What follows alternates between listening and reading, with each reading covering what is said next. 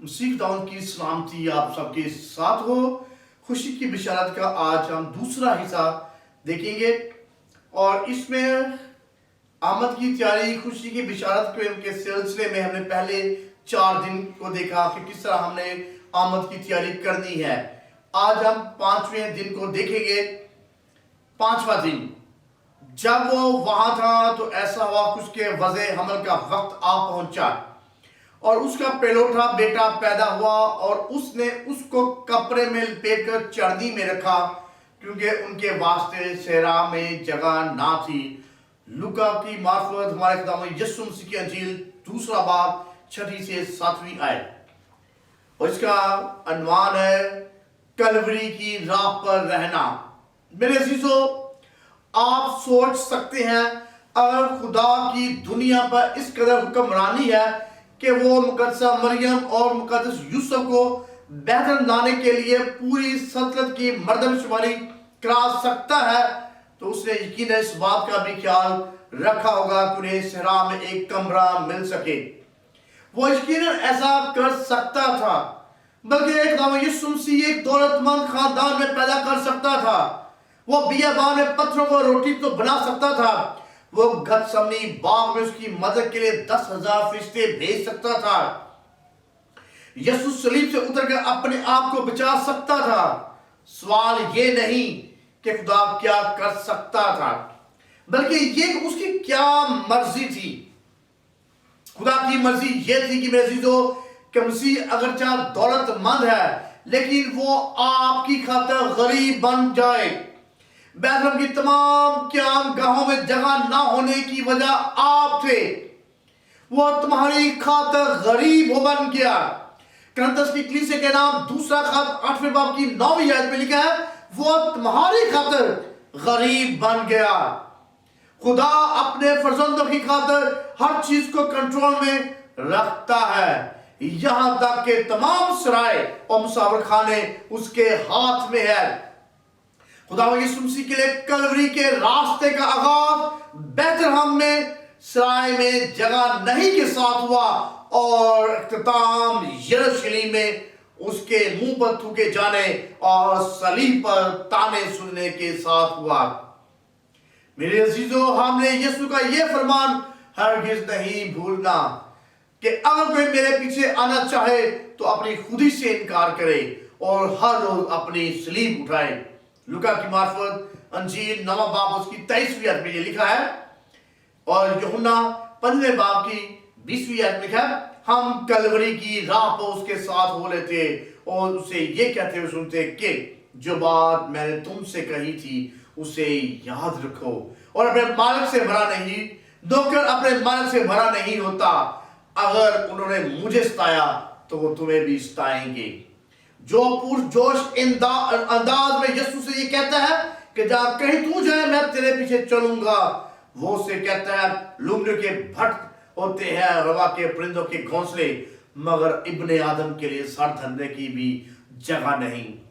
खुदा यकीनन सराय में एक कमरा खुदावंद यीशु मसीह की पैदाइश के लिए महफूज रख सकता था, लेकिन उसने ऐसा नहीं किया क्योंकि ये कलवरी की राह से हट जाना था।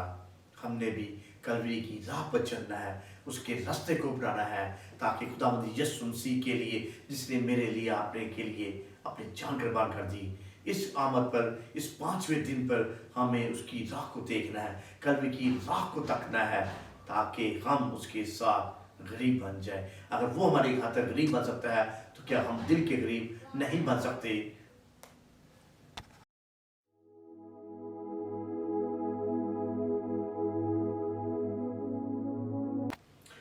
छठा दिन जिनसे खुदा राजी है सुलह। मुकद्दस लूका की मार्फत हमारे खुदावंद यीशु मसीह की अंजील 2 बाब 12वीं से 14वीं आयत जिसमें लिखा है, और उसका तुम्हारे लिए ये निशान है कि तुम एक बच्चे को कपड़े में लिपटा और चरनी में पड़ा हुआ पाओगे और यकायक उस फरिश्ते के साथ आसमानी लश्कर की एक ग्रोह खुदा की हम करती और ये कहती हुई जाहिर हुई कि आल में बाला पर खुदा की तमजीद हो और जमीन पर उन आदमियों में जिनसे वो राजी है सुलह। छठा दिन ये जाहिर करता है कि जिनसे खुदा राजी है। कौन से سے لوگ ہیں جن سے خدا راضی ہے؟ کون سے لوگوں کے لیے صلح ہے؟ میرے عزیزو، فرشتوں کے گیت میں ایک افرسودہ پہلو بھی موجود ہے۔ خدا کی صلح ان لوگوں کے لیے ہے جن سے وہ راضی ہے۔ یہ صلح ان کے لیے ہے جنہیں وہ پسند کرتا ہے۔ بغیر ایمان کے اس خدا کو پسند آنا ناممکن ہے۔ لہذا اس کرسمس اور بڑے دن پر ہر شخص کے لیے صلح یا اطمینان بخش پیغام نہیں۔ خدا یسوع سے فرمایا سزا کے حکم کا سبب یہ ہے کہ نور دنیا میں آیا اور آدمیوں نے تاریکی کو نور سے پسند کیا، اس لیے کہ ان کے کام برے تھے۔ یوحنا 3:19 ہے۔ یا جیسے بزرگ شامعون نے یسوع کو دیکھا، یہ اسرائیل میں بہتوں کے گرنے اور اٹھنے کے لیے اور ایسا نشان ہونے کے لیے مقرر ہوا ہے جس کی مخالفت کی جائے گی تاکہ بہت لوگوں کے دلوں کے خیال کھل جائیں۔ لوکا 2:34 اور 35 آیت کا اگر مطالعہ کریں تو وہاں پر لکھا ہے بہت سے لوگ کرسمس کے سرد اور دھند اور لو دن کو دیکھتے ہیں اور انہیں اس میں پسند آنے والی کوئی بات دکھائی نہیں دیتی، بلکہ انہیں وہ نشان نظر آتا ہے جس کی مخالفت کی جائے گی۔ وہ اپنے گھر آیا اور اس کے اپنے نے اسے میرے عزیزوں قبول نہ کیا، لیکن جتوں نے اسے قبول کیا اس نے خدا کے فرزند بننے کا حق بخشا، یعنی انہیں جو اس کے نام پر ایمان لاتے۔ یسوع نے صرف اپنے شاگردوں کے لیے فرمایا تھا کہ میں تمہیں اطمینان دیے جاتا ہوں، اپنا اطمینان تمہیں دیتا ہوں، جس طرح دنیا دیتی ہے میں تمہیں اس طرح نہیں دیتا۔ تمہارا دل نہ گھبرائے اور نہ ڈرے۔ میرے عزیزو، خدا کا اطمینان انسانی سمجھ سے باہر ہے اور وہ لوگ اس سے حفظ اٹھاتے ہیں جو ہر بات میں اپنی درخواستیں دعا اور منت کے واسطے سے وسیلے سے شکر گزاری کے ساتھ خدا کے سامنے پیش کرتے ہیں۔ میرے عزیزو، خدا کے اطمینان کی تجوری کو کھولنے والی کنجی میرے عزیزو یہ ہے کہ اس کے وعدے پر ایمان رکھا جائے۔ اس لیے پولس دعا کرتا ہے کہ بس خدا جو امید کا چشمہ ہے تمہیں ایمان رکھنے کے باعث ساری خوشی اور اطمینان سے محمور کرے۔ رومیہ 15:13 ہے۔ لہذا جب ہم خدا کے وعدوں پر بھروسہ کرتے ہیں تو ہمیں خوشی، اطمینان اور محبت ملتی ہے اور اس سے خدا کی تمجید ہوتی ہے۔ میرے عزیزو، آج میں بالا خدا کی تمجید ہو اور زمین پر ان آدمیوں میں جن سے وہ راضی ہے صلح۔ یہ صلح یا اطمینان ایمان لانے والے ہر امت، اہل زبان، قبیلے اور قوم کے افراد کے لیے ہے۔ یہ خداوند یسوع مسیح ایک امت کے لیے نہیں آیا بلکہ تمام دنیا کے لیے، ایک قوم کے لیے نہیں، تمام امت دنیا کے ایک ایک فرد کے لیے آیا ہے۔ آج ہمارا بادشاہ کا بادشاہ دنیا میں آیا ہے، ہم اس کے لیے خوشی کا اظہار کرتے ہیں۔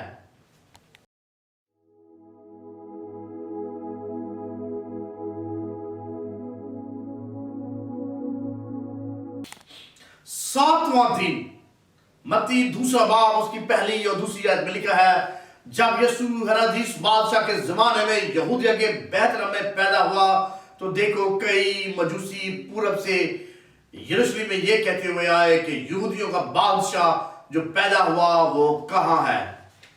ساتواں دن جو تیاری کا دن ہے، تیاری کے لیے کہ وہ مجوسیوں کا مسیح ہے۔ لوکا کی طرح متی ہمیں یہ نہیں بتاتا کہ چرواہے یسوع کو دیکھنے استبل میں آئے تھے۔ اس کی توجہ کا مرکز غیر اقوام، غیر قوم کے افراد ہیں جو مشرق سے یسوع کو سجدہ کرنے آئے تھے۔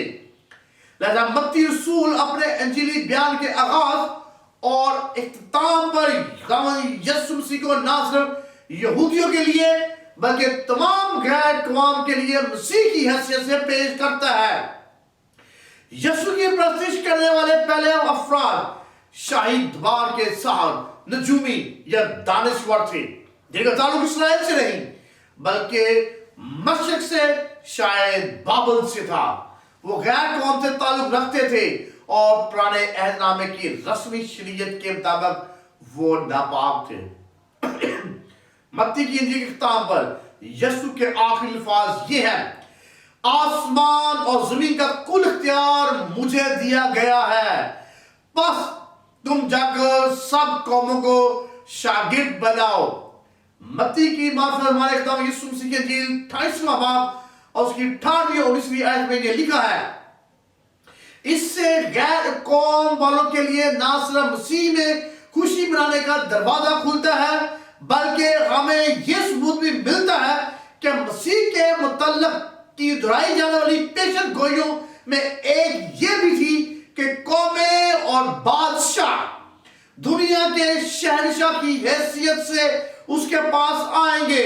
یسایہ 60 باب اور 30ویں آیت میں لکھا ہے: قومیں تیری روشنی کی طرف آئیں گی اور سلاطین تیرے طلوع کی تجلی میں چلیں گے۔ میرے عزیزو، متی رسول ثبوت دیتا ہے کہ یسوع ہی مسیح ہے اور واضح کرتا ہے کہ مسیح نہ صرف اسرائیل کے لیے بلکہ تمام قوموں کے لیے بادشاہ اور وعدہ پورے کرنے والا خدا ہے، بادشاہوں کا بادشاہ ہے۔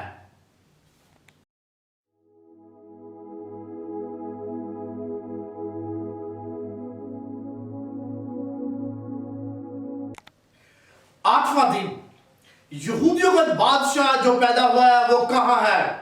کیونکہ پورب میں اس کا ستارہ دیکھ کر ہم اسے سجدہ کرنے آئے ہیں۔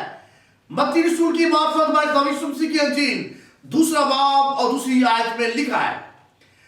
اور اس 8ویں دن میں جو آمد کی تیاری کا دن بنتا ہے، اس میں ہم جس چیز کا مطالعہ کرتے ہیں، اگر بائبل مقدس کا مطالعہ کریں ان ایام میں آمد کی تیاری کے سلسلے میں، تو 8واں دن بیت الحم کا مافوق الفطر ستارہ۔ بائبل مقدس میں کئی ایسے واقعات درج ہیں جو ہمارے اندر تجسس پیدا کرتے ہیں کہ وہ کس طرح وقوع پذیر ہوئے ہیں، جیسے کہ مسیح کی پیدائش میں دکھائی دے رہا وہ ستارہ کس طرح مشرق سے مجوسیوں کو یروشلم لے گیا۔ بائبل مقدس میں یہ نہیں لکھا کہ ستارے نے یروشلم تک پہنچنے میں ان کی رہنمائی کی یا ان کے آگے آگے چلا، بلکہ یہ لکھا کہ انہوں نے پورب میں ایک ستارہ دیکھا اور وہ یروشلم میں آئے۔ اور یہ کہ متی 2 باب 9 آیت کے مطابق یروشلم سے 5 میل کے فاصلے پر بیت الحم تک وہ کیسے ان کے آگے آگے چلا، نیز یہ کیسے وہ اس جگہ پر جا کر ٹھہر گیا جہاں وہ بچہ خداوند یسوع مسیح تھا۔ میرے عزیزو، ان تمام سوالوں کا جواب یہ ہے کہ ہم نہیں جانتے۔ اس کی وضاحت کرنے کی کئی کوششیں کی جاتی ہیں، کئی عالموں نے اس کے بارے میں لکھا ہے، جیسے کہ سیاروں، دھندہ ستاروں، عظیم نو تاروں یا معجزاتی روشنی قریب آنے سے ایسا ہوتا ہے، لیکن حقیقت یہ ہے ہم اس کے بارے میں موثوق سے کچھ نہیں کہہ سکتے۔ میں آپ کو یہ بات کرنا چاہتا ہوں کہ ان وضاحتوں میں کھو نہ جائے میرے عزیزو۔ اپنی توجہ ایسی وضاحتوں پر مرکوز نہ کریں جن کا حاصل کلام صرف غیر یقینی ہے اور ان کی روحانی اہمیت ہمیں کچھ بھی نہیں دے سکتی۔ میں آپ کو ایک خبردار کرنے کے لیے ایک مثال دینا چاہتا ہوں۔ جو لوگ ایسی باتوں پر توجہ مرکوز رکھتے ہیں کہ اس طرح کس طرح رہنمائی کی کہ بحر کلزم کیسے 2 حصوں میں تقسیم ہوا، آسمان سے من کیسے گرا، یونا مچھلی کے پیٹ میں کیسے زندہ رہا اور چاند کیسے خون ہو گیا، وہ عموماً ایسے لوگ ہیں جن کے متعلق میں یہ اور بھی خدا کے خادم کہتے ہیں کہ وہ ذہنی یا غیر اہم باتوں والی ذہنیت رکھتے ہیں۔ ایسی باتوں میں آپ کو خوشخبری کی اہم اور مرکزی باتوں کی غیر شادمانی نہیں ملے گی، جیسے کہ خدا کی پاکیزگی، گناہ کی کراہیت، انسان کی بے بسی، مسیح کا کفارہ، صرف ایمان سے راست باز چھایا جانا، روح القدس کا پاک کرنے والا کام، مسیح کی آمد ثانی کی شان و شکر اور آخری عدالت۔